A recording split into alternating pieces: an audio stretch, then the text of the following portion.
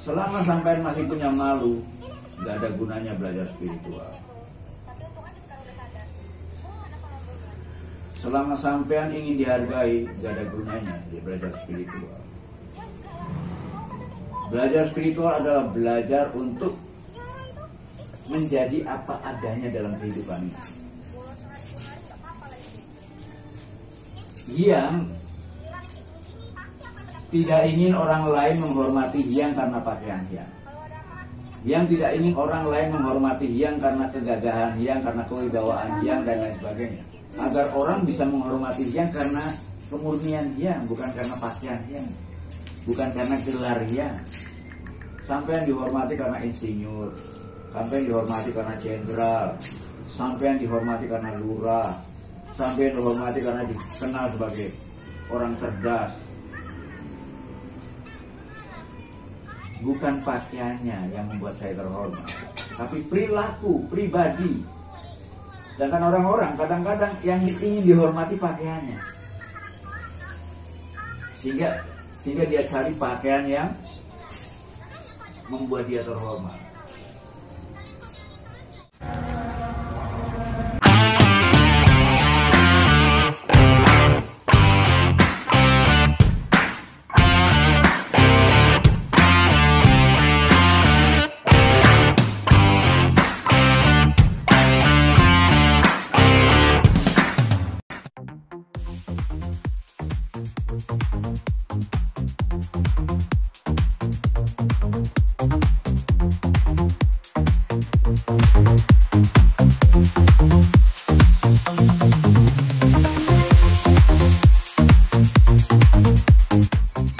Salam cerdas selaras, para pecinta Hyang Weldo TV dan para tandapan di mana saja berada di seluruh alam semesta, baik yang ada di alam skala maupun di alam niskala.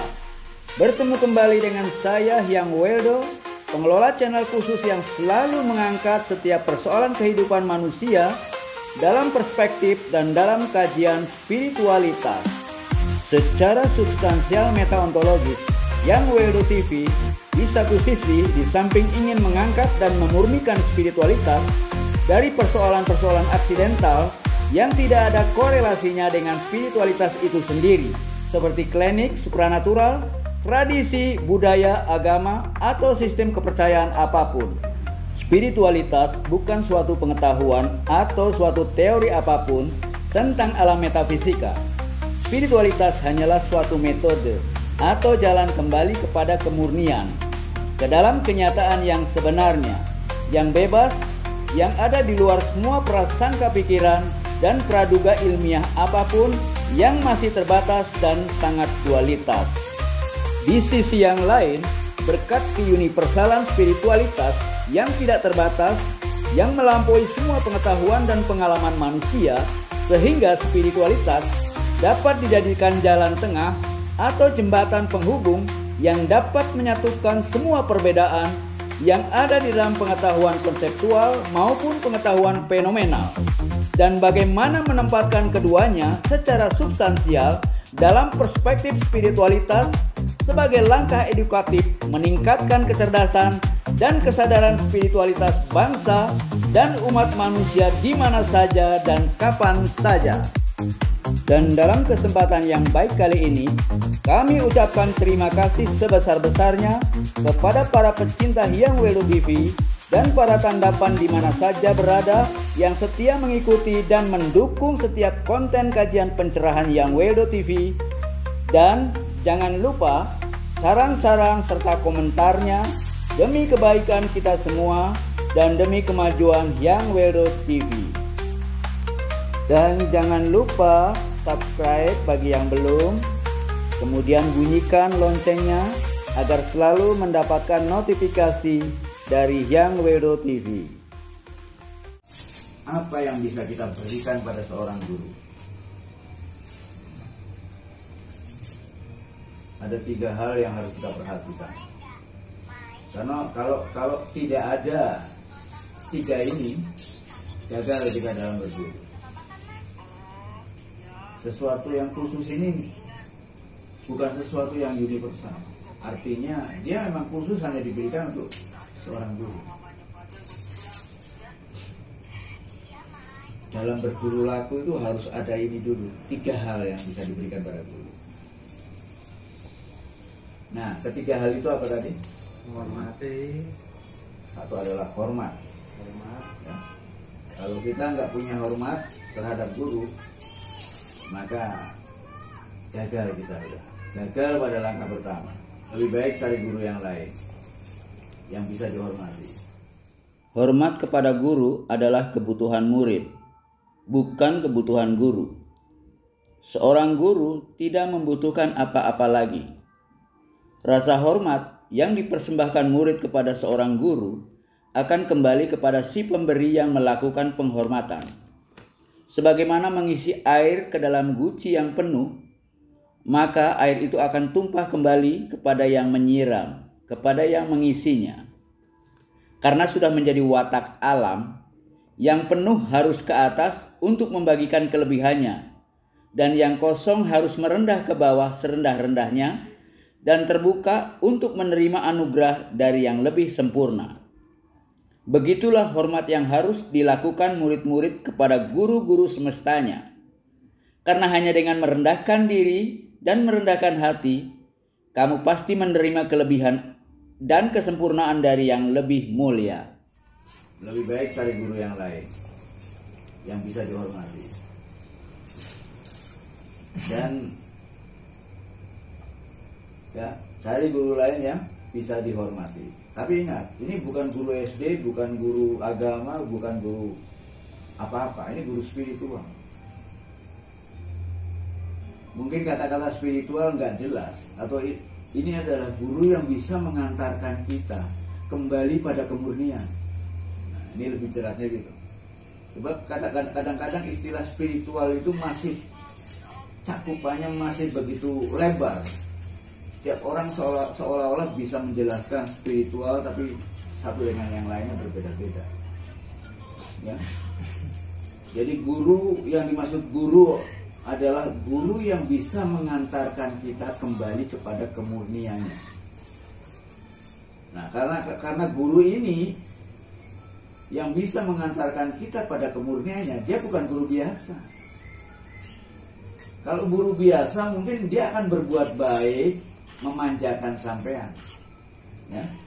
Dia akan berbuat baik, dia akan berbuat agar dihormati oleh murid-muridnya.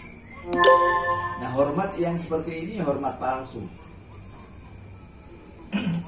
Hormat palsu. Dia menghormati gurunya karena baik gurunya.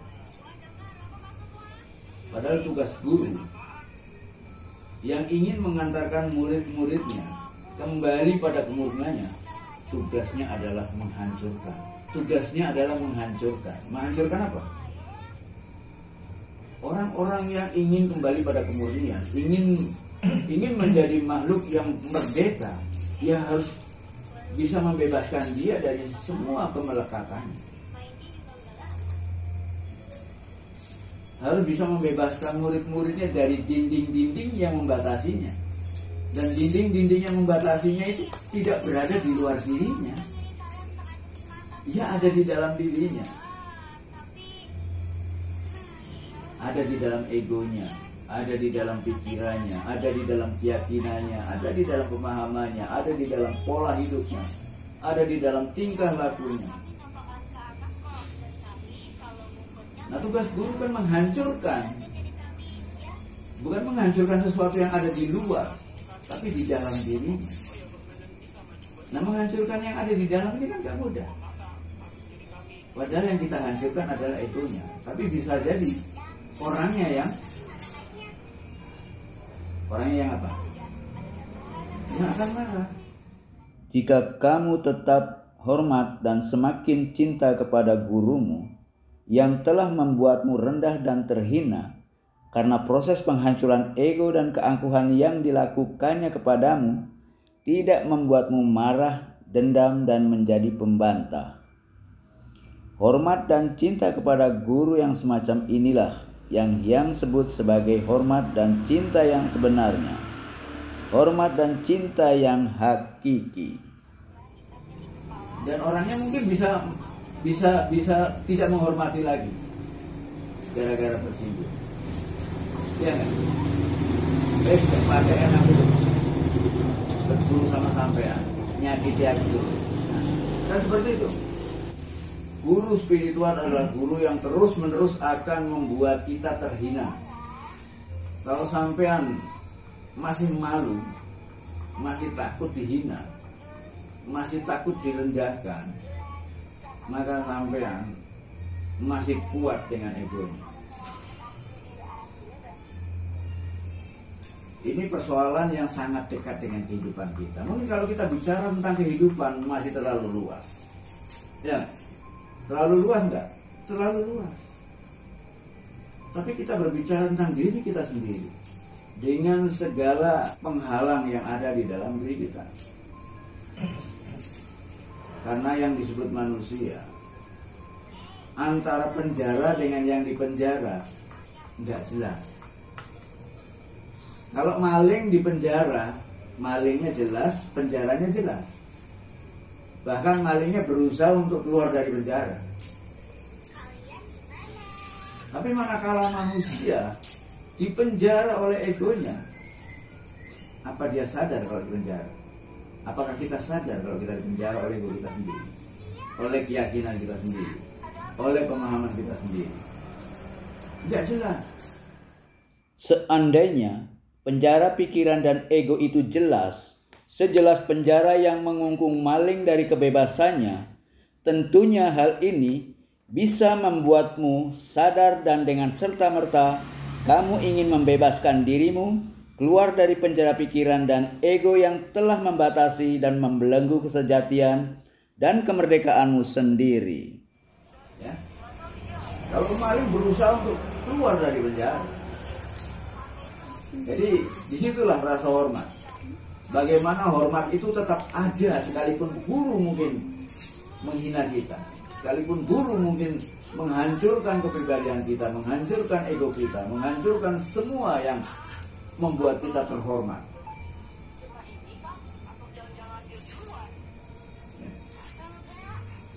Itu hormat itu pertama. Yang kedua apa coba? Yang kedua adalah percaya. Percaya di sini bukan percaya saya percaya bahwa guru ini hebat ilmunya, ini bukan di sana. Percaya bahwa guru ini mampu mengantarkan kita kepada kemurnian. Kita percaya bahwa guru ini dengan pengalamannya dia akan mampu mengantarkan kita berjalan sendiri, tidak lagi tergantung pada apapun. Karena di alam spiritualitas kita harus mampu menjadi diri sendiri, mampu berjalan sebagai dirinya sendiri, membebaskan dari semua keterikatan, sehingga percaya yang terbangun di sana. Kalau rasa hormat tidak ada, rasa percaya tidak ada, maka lebih baik mundur. Gak ada gunanya belajar. Rasa percaya itu akan menghancurkan. Makanya seperti yang bilang, ya, itu mungkin akan kita bicarakan lebih panjang lagi, ya. Seperti yang bilang, ada hal-hal dalam diri kita yang nggak kita tahu, yang pernah yang bicarakan, yaitu tentang padi dan rumput, tentang mawar dengan gulmanya. Tahu gulma ya? Gulma itu lebih luas daripada rumput. Yang disebut gulma itu bisa rumput, bisa semak-semak, bisa belukar. Tanaman-tanaman yang tidak berguna, tanaman-tanaman yang hanya mengganggu tanaman lain yang berguna. Ini. Karena kita nggak sadar kadang-kadang. Orang bilang yang disebut padi itu tidak akan tumbuh kalau nggak ditanam. Bahkan bisa saja dia sudah ditanam baik-baik, layu dan mati kalau nggak ada perawatan apa. Ya, betapa sulitnya kita menghidupkan padi, butuh perawatan dan pengawasan. Ya. Tapi ada yang tidak ditanam tumbuh kalau pada saat kita tanam padi. Padi ditanam baik-baik, mungkin tumbuhnya sulit. Nah, rumput ilalang yang tidak kita tanam tumbuh. Dan selalu ada tumbuh. Ya. Sekalipun kita cabut berkali-kali, dia akan tetap tumbuh. Diambil hantu. Ini selalu berbareng ini, ada padi, ada rumput. Rumput nggak ditanam terus tumbuh. Ya. Duduk sama hantu. Sampean untuk pandai, ya. Sampean untuk menjadi pandai, punya pengetahuan, butuh guru, butuh belajar, butuh sekolah. Ya, sulit kan untuk menjadi pandai. Artinya seperti padi itu, sulit untuk menanam padi. Tapi yang disebut malas, itu ada gurunya nggak? Ada sekolahnya nggak? Hah? Nggak ada sekolahnya. Dia tumbuh. Malas. Ya, dia tumbuh kan? Nggak ada sekolahnya. Dan dicabut berkali-kali, malas akan terus muncul.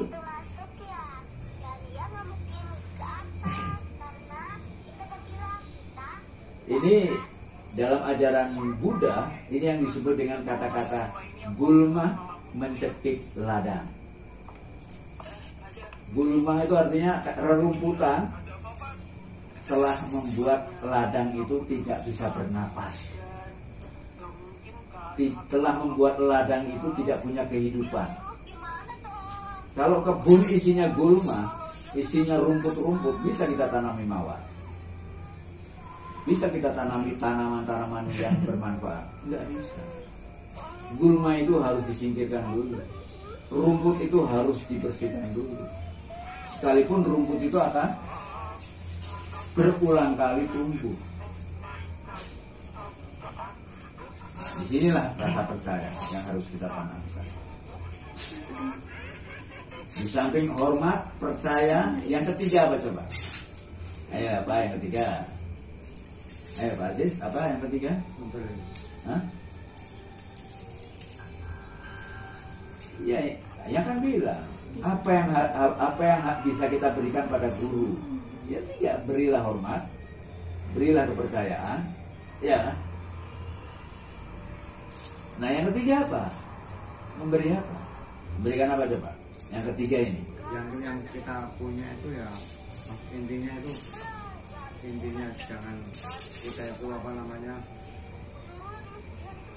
apa ya? Apa? Coba memberikan apa?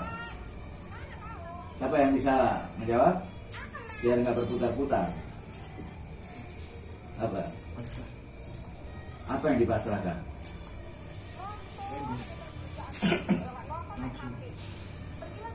Yang ketiga adalah memberikan dirimu, memasrahkan dirimu untuk dihancurkan, memasrahkan dirimu untuk dibebaskan dari semua keterikatan. Pasrahkan dirimu. Kalau belum pasrah, maka tidak ada keberhasilan di dalam. Tiga saja: hormat, percaya, pasrah. Hormat, percaya, pasrah. Dengan modal ini, maka langkah kita dalam berburu akan berjalan dengan baik. Tapi nggak semudah itu. Karena belajar spiritual dengan belajar pada umumnya beda. Kalau sampai belajar agama atau belajar pengetahuan yang lainnya, sampean belajar untuk menjadi lebih pandai, belajar untuk menjadi lebih. Tapi semua pelajaran yang diberikan adalah pelajaran palsu,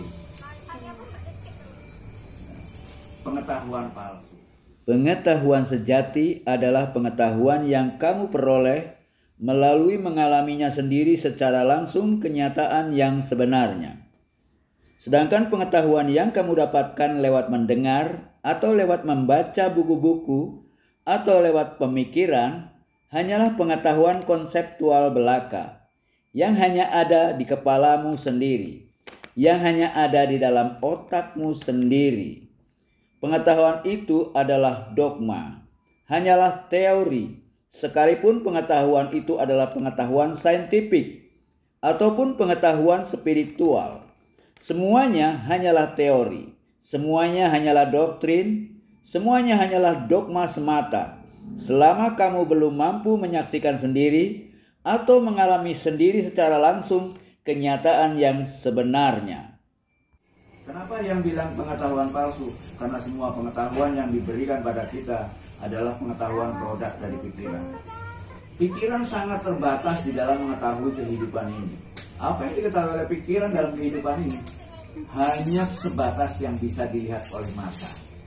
Hanya sebatas yang bisa dibuktikan oleh mata.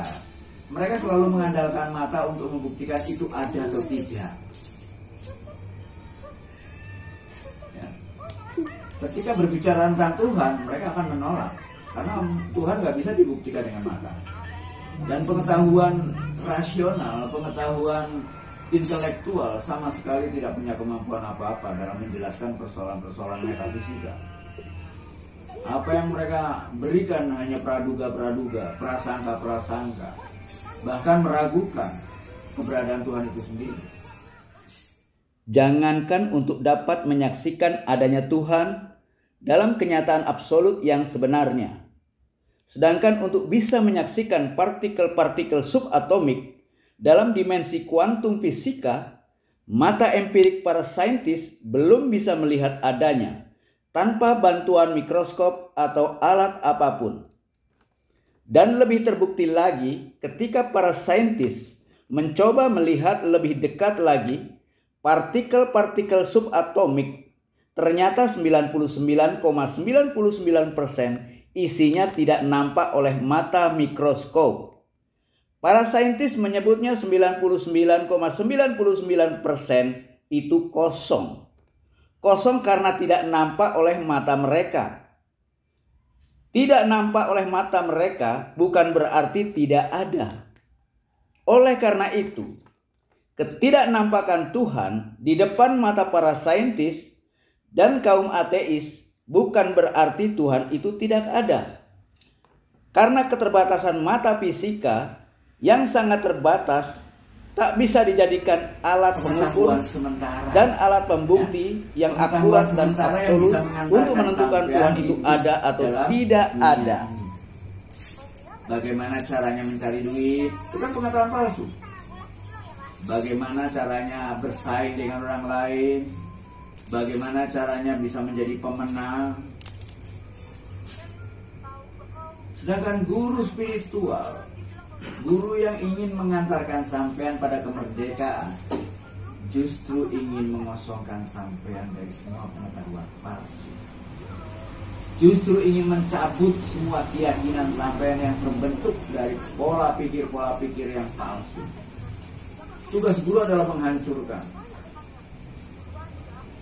sehingga tidak ada pengetahuan apapun dalam pikiran sampean. Dengan pengetahuan yang terbatas tadi akan jadi penghalang buat kita untuk melihat kenyataan yang sebenarnya. Jadi tugas guru tiap hari akan mengganggu sampean. Dalam prakteknya guru selalu mengganggu dengan kata-katanya yang mungkin bisa merendahkan kita. Karena guru selalu mengganggu tidurnya murid-murid. Ketika murid ngantuk sedikit saja ditepuk, bangun. Karena tugas guru adalah membangunkan. Karena yang disebut manusia ketika hidup ada di dalam pikirannya, itu kita sebut dia sedang tertidur, sedang terlena, sedang terjajah, diperbudak oleh pikirannya. Orang semacam ini sedang tertidur. Orang-orang yang tertidur di dalam pikirannya tidak punya kemajuan apa-apa. Ya mungkin punya kemajuan, dia bisa saja dia dagang menjadi lebih kaya, ya, mungkin lebih dihormati oleh tetangga-tetangganya karena kekayaannya. Tapi sementara dia nggak tahu kalau di dalam dirinya banyak ketakutan. Ya. Sedangkan tugas guru adalah bagaimana agar muridnya itu cepat bangun, waking, cepat menyadari. Jadi tugasnya adalah selalu mengganggu agar tidak tertidur, mengganggu ngantuknya, mengganggu keasikannya.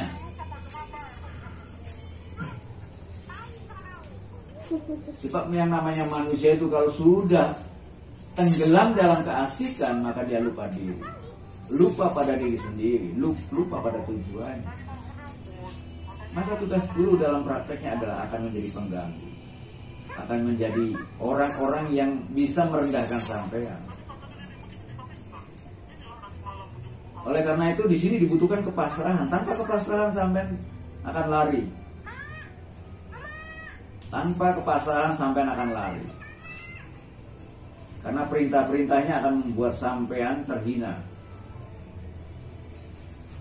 Selama sampean masih punya malu, gak ada gunanya belajar spiritual. Selama sampean ingin dihargai, gak ada gunanya belajar spiritual. Belajar spiritual adalah belajar untuk menjadi apa adanya dalam kehidupan ini. Yang tidak ingin orang lain menghormati Hyang karena pakaian Hyang. Yang tidak ingin menghormati Hyang karena ilmu Hyang. Yang tidak ingin orang lain menghormati Hyang karena kegagahan Hyang, karena kewibawaan Hyang dan lain sebagainya. Agar orang bisa menghormati Hyang karena kemurnian Hyang, bukan karena pakaian Hyang, bukan karena gelar Hyang. Sampai yang dihormati karena insinyur, sampai yang dihormati karena jenderal, sampai yang dihormati karena lurah, sampai yang dihormati karena dikenal sebagai orang cerdas. Bukan pakaiannya yang membuat saya terhormat, tapi perilaku pribadi. Sedangkan orang-orang kadang-kadang yang ingin dihormati pakaiannya, sehingga dia cari pakaian yang membuat dia terhormat. Ya bukan berarti yang menyuruh sampean untuk berpakaian seperti orang gila, enggak. Ini hanya sebuah metafor saja, bahwa kita siap untuk menghinakan diri, tapi bukan dengan hal-hal yang buruk. Jadi di sini dibutuhkan kepasrahan, karena tanpa kepasrahan sampean akan lari kabur. Buat apa belajar sama guru?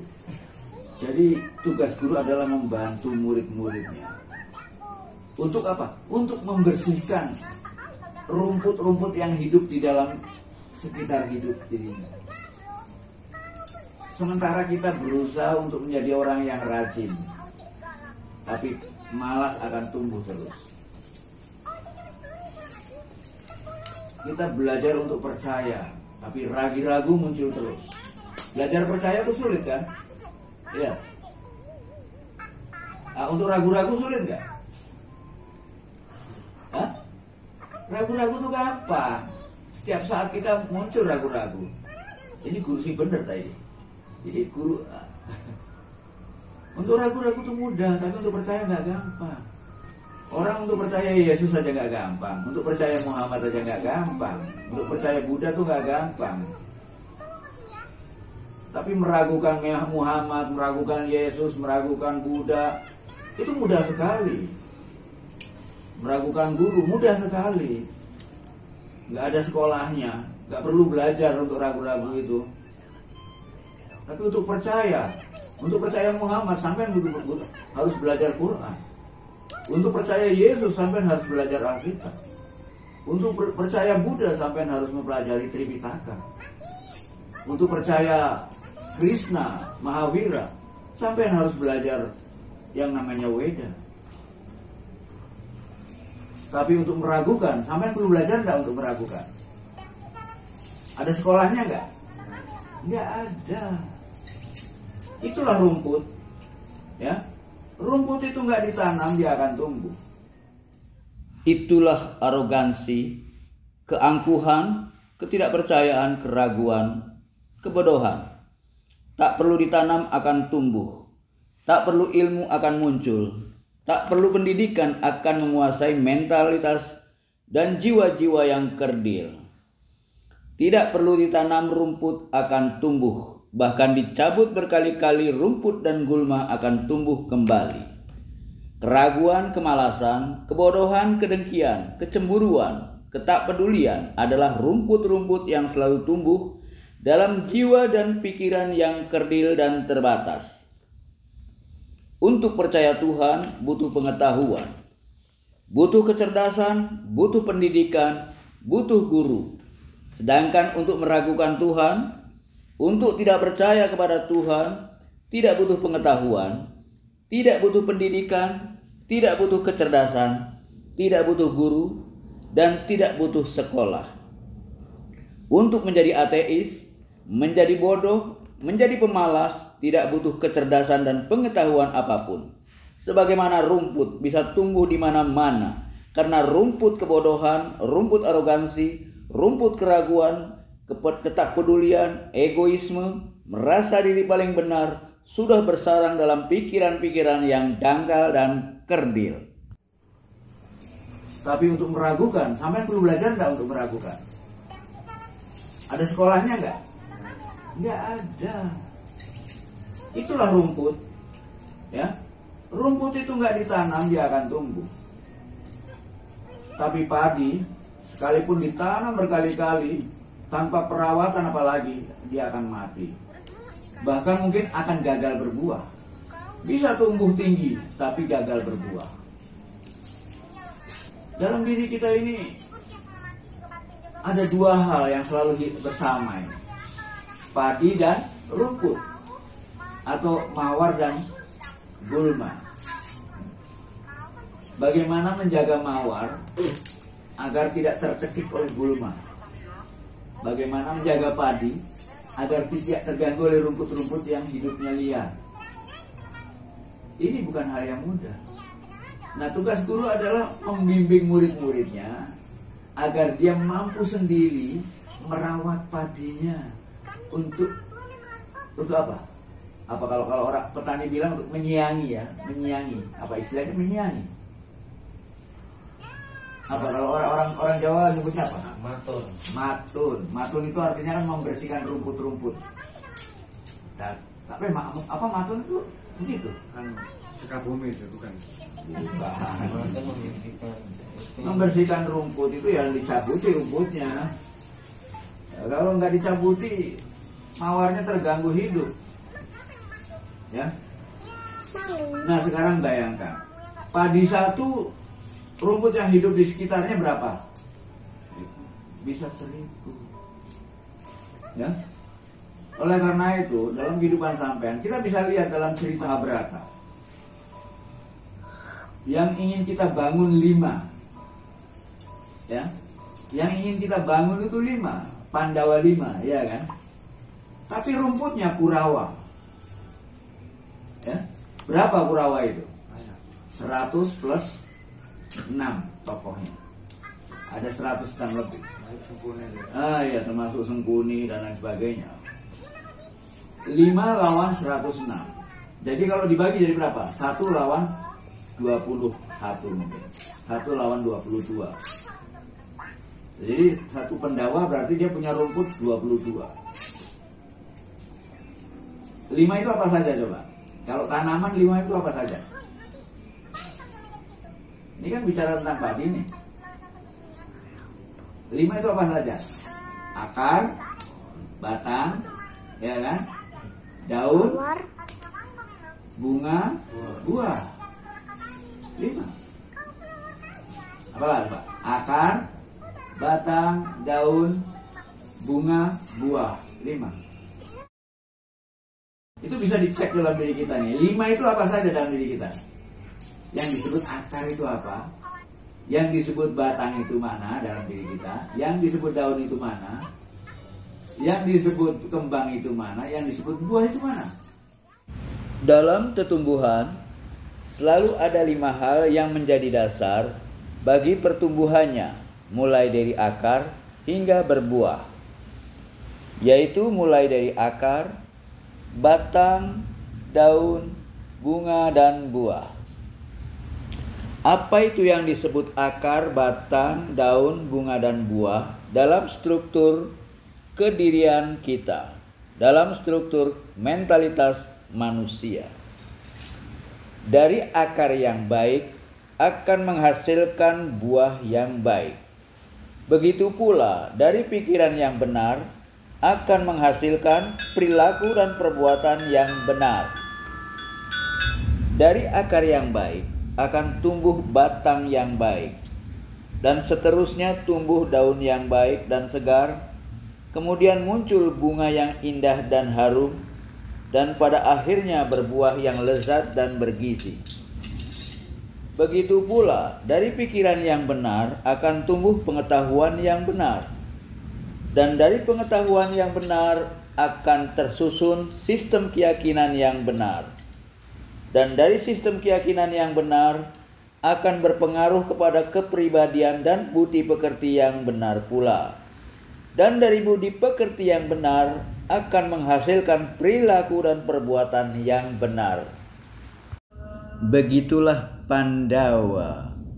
Oleh karena itu dibutuhkan seorang guru spiritual sekelas Krishna dan guru intelektual sekelas Guru Drona. Buah adalah hasil, ya kan? Apa itu yang disebut buah kalau dalam kehidupan kita? Jadi yang disebut buah adalah perilaku kita.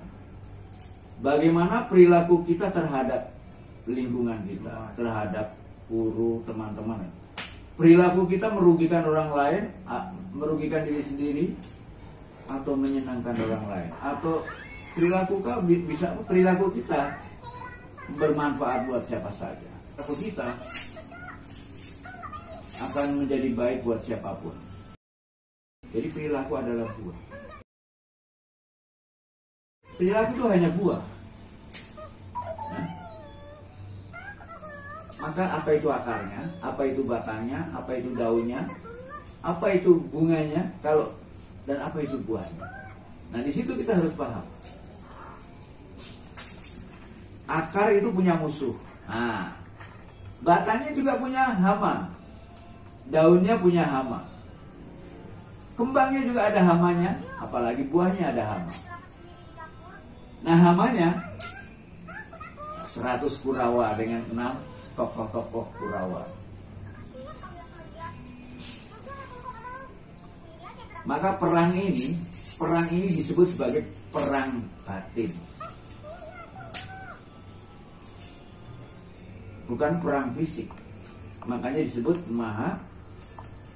Bratayuda. Brata itu artinya hati. Yuda itu perang.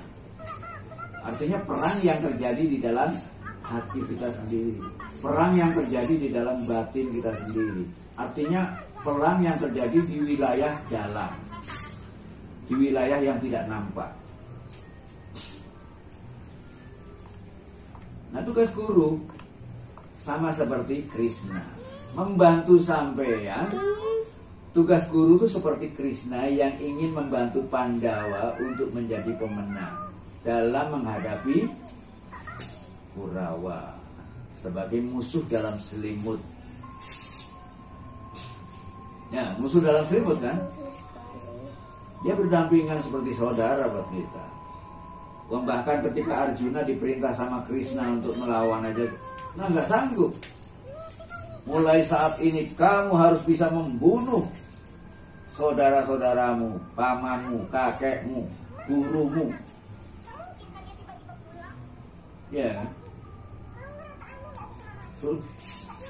Arjuna nggak sanggup. Waduh, berat banget. Orang-orang yang harus kulawan adalah orang-orang yang aku hormati. Ada Dewa Bhisma, ada Durna, ada Dipati Karna, ya. Orang-orang yang dihormati semua ini. Ada kakeknya, ada pamannya, ada padi, ada rumput, ada jati diri, ada ego, ada Pandawa, ada Kurawa. Nah, tugas guru hanya membantu sampean, membantu Pandawa, memberitahukan bagaimana caranya menghancurkan musuh-musuh ini. Musuh-musuh yang ada di dalam dirinya sendiri.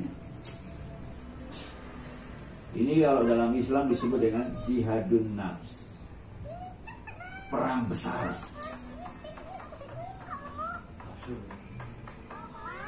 Yaitu ego, ya. Jadi perang besar.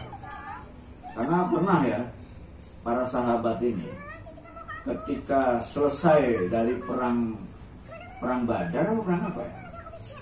Ya, perang Badar kalau nggak salah. Perang Badar ya. Terus, nah pada saat perang Badar itu termasuk perang besar itu, sehingga banyak sekali sahabat-sahabat yang gugur. Dan itu membuat sahabat-sahabat yang lainnya merasa, waduh, sehingga bertanya sama Rasul, sesudah perang besar ini kira-kira masih ada perang besar lagi enggak? Ada, kata Rasul. Wah, udah ketar-ketir tuh sahabat. Perang ini aja udah banyak menghabiskan pasukan dan orang-orang hebat. Rasul mengatakan ada lagi. Kemudian para sahabat tanya, perang apa lagi ya Rasul? Perang melawan dirimu sendiri, perang melawan nafsumu sendiri, perang melawan keinginanmu sendiri, melawan egomu sendiri. Awal-awal ya tadi. Inilah perang besar.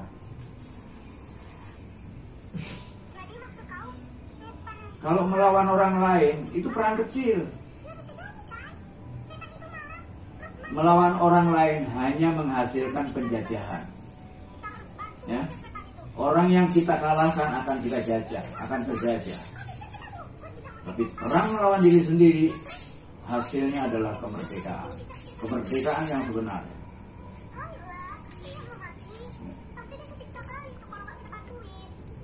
Jadi tugas guru adalah mengantarkan murid-muridnya agar mampu, murid-muridnya ini melakukan peperangan, mampu menjadi kesatria yang luar biasa untuk menghajar semua musuh-musuhnya yang berupa nafsu, ego dengan segala keinginannya.